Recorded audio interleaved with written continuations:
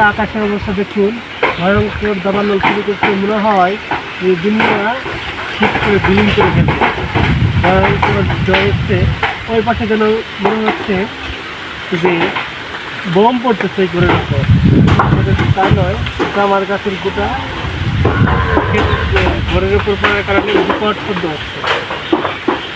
চারদিকে কি নিখট ছমছম অবস্থা।